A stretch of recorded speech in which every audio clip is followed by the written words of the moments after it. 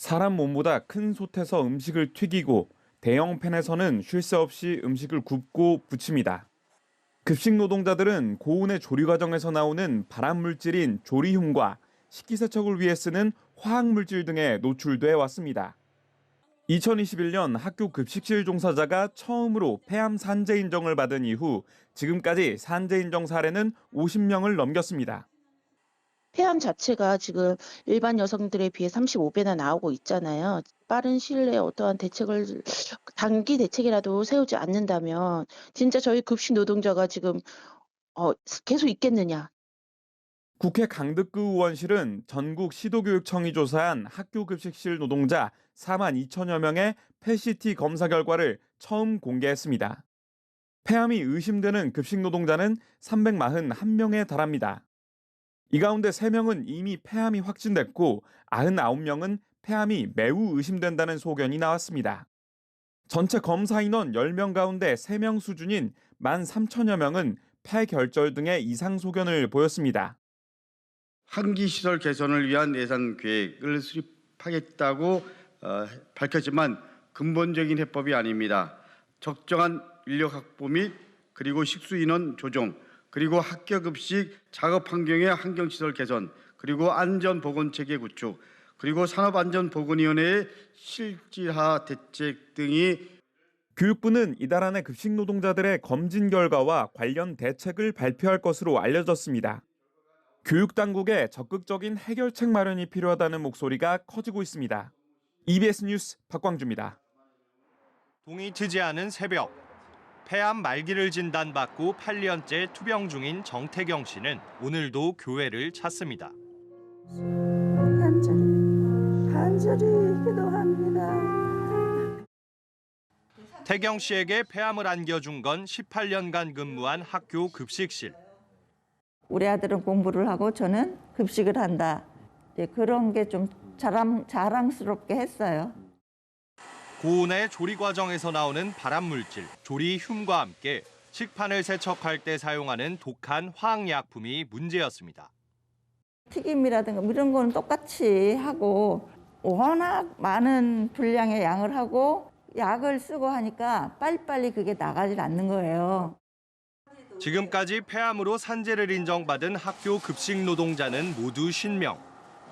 2021년엔 14명의 노동자가 산재 승인을 받았는데 지난해엔 36명으로 2배 이상 늘었습니다. 전체 노동자 가운데 직업성 암에 대한 산재가 승인되는 경우는 한 해 평균 220여 건 수준. 조리실무사처럼 단일 직종에서 특정 암이 단기간에 급증하는 경우는 이례적입니다. 사실 그동안은 이제 광업이나 제조업이 주로였고 일부 그 건설업 쪽이 폐암이 있었습니다. 근데 그거에 비하면 지금 급식조리업은 완전히 처음으로 이제 드러난 상태이고 산재 승인을 받은 노동자 가운데 5명은 투병 끝에 숨졌습니다. 위험성이 있는 직업이다 하는 거에 대해서는 전혀 생각 못했으니까 아직 한참 젊을 때니까 또 정년퇴직 얼마 안 되고 한때니까는 같이 놀러도 가자 그랬는데 그 전에 이렇게 돼버리니까 제일 안타깝죠. 전국 교육청들이 지난해 시작한 폐암 건강검진이 다음 달이면 마무리됩니다. 폐암이 의심되는 노동자는 중간 집계에서만 187명으로 최종 결과가 나오면 산재 신청은 더 늘어날 전망입니다. 지난 2021년 고용노동부가 급식실 환기 설비 가이드라인을 발표했습니다. 학교 급식 노동자의 폐암 산재가 잇따르자 근무 환경을 개선해 폐암을 예방하겠다는 취지입니다. 배기 후드의 흡입 속도에 더해 후드 면적당 풍량 그리고 전체 환기량까지 고려해 흡입력을 한껏 끌어올리는 게 핵심입니다. 하지만 교육청들의 반응은 냉소적입니다. 교육청마다 수백, 수천 곳에 달하는 학교에 각각 수억 원의 예산과 장기간의 공사 기간을 확보하는 게 불가능하다는 입장입니다. 기존에 어떤 기준이 없이 지어졌던 급식실 환경 있지 않습니까? 이 조리기구 연결이라든가 천정이라든가. 대다수 교육청은 각자 도생에 나섰습니다. 우선 2,000곳 넘는 급식실이 있는 경기도교육청은 자체 매뉴얼을 만들어 적용하고 있습니다. 이 기준에 따르면 후드의 풍속 등 흡입력은 고용부의 기준을 따라갑니다. 하지만 고용부 가이드에 나온 후드의 유량, 즉 풍량과 함께 전체 환기량의 최소치를 점검 대상에서 배제했습니다. 대규모 공사로 천장까지 뜯어가며 흡입력을 필요 이상으로 끌어올리는 건 최소화하겠다는 의도입니다. 대신 적정량의 배기의 급기, 즉 송풍을 추가해 정부 기준에 맞는 환기 능력을 갖췄습니다. 배기를 만약에 100을 하고 둔다면 급기는 75 정도를 넣어서 75%의 급배기 밸런스를 맞춘 현장이고요. 급기를 넣는 이유는 전체적으로 오염을 시켰을 때 20초 안에 원상 복귀가 되게끔 하는 것에 원동력이 급기이기 때문에. 서울시 교육청도 올해 시범학교를 운영한 뒤 자체 가이드라인을 개발할 예정입니다. 고용부 기준을 따를 경우 후드의 과한 흡입력 탓에 급식실 내부 압력이 높아져 자칫 화재가 발생할 수 있다는 우려 때문입니다. 또 현실적이고 합리적인 기준에 대한 공감대 없이 덜컥 공사부터 해버리면 공사를 2번 하는 상황이 벌어질 수도 있다는 판단입니다. 학교의 가이드도 제대로 마련되지 않은 상태에서 문제가 발생할 수가 있잖아요. 음압이라든가 화재 위험도 있을 수 있고. 현실과 동떨어진 정부 가이드라인에 전국 급식실 환기 시설은 제각각인 상황.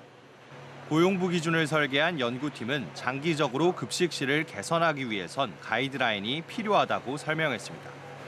또 지난달 산업안전공단이 공개한 기술 지침에 강제급기 개념을 추가하는 등 기준을 지속적으로 개선하고 있다고 밝혔습니다. 속도가 너무 빠르다. 굳이 그 정도 필요 없는데 너무 빨랐다든지 아니면 오히려 너무 느렸다든지 뭐 후대 모양이 지금 이렇게 했는데 또 이렇게 하는 게 더 좋겠다든지 현장의 의견들도 있을 거잖아요. 그러니까 그런 것들을 반영해서 조금씩 보완을 해서 나가자는 겁니다. 전국 시도교육감협의회는 교육부와 고용노동부를 향해 층고등 급식실 현실을 반영한 조리시설 환기 개선 기준 공동 표준 가이드라인을 함께 만들 것을 요청할 계획입니다. EBS 뉴스 서진석입니다. 경기도 소재 학교에서 급식 조리를 하다 지난 8월 퇴직한 서금혜 씨. 15년 동안 고온의 조리 과정에서 나오는 조리흉을 여과 없이 받아내온 금혜 씨는 지난해 폐암 4기 판정을 받은 뒤 정부로부터 산업재해를 인정받았습니다.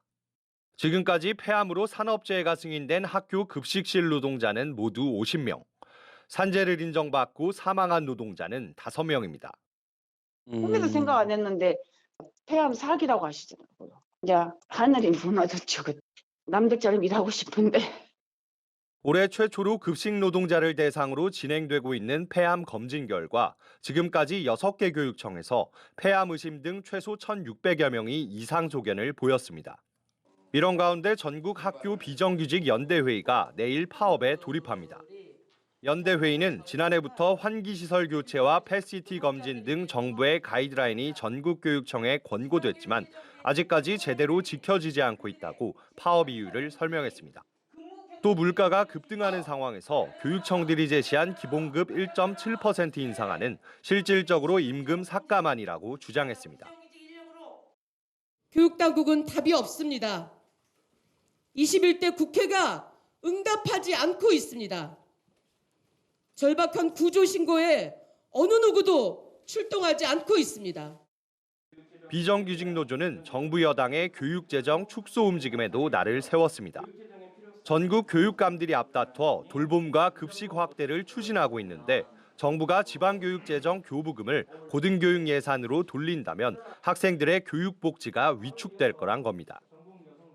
여당은 지방교육 재정 감축 시도를 당장 중단하길 바랍니다. 서울과 경기 등 일부 교육청은 추경 예산 편성이 지연됐다며 내년 초까지는 폐암 검진을 제공할 계획이라고 설명했습니다. 또 주최 측 추산 최소 3만 명이 파업에 동참할 것으로 예상되는 만큼 급식을 간편식으로 대체하거나 수업을 단축하는 등 대책을 마련했다고 밝혔습니다. EBS 뉴스 서진석입니다.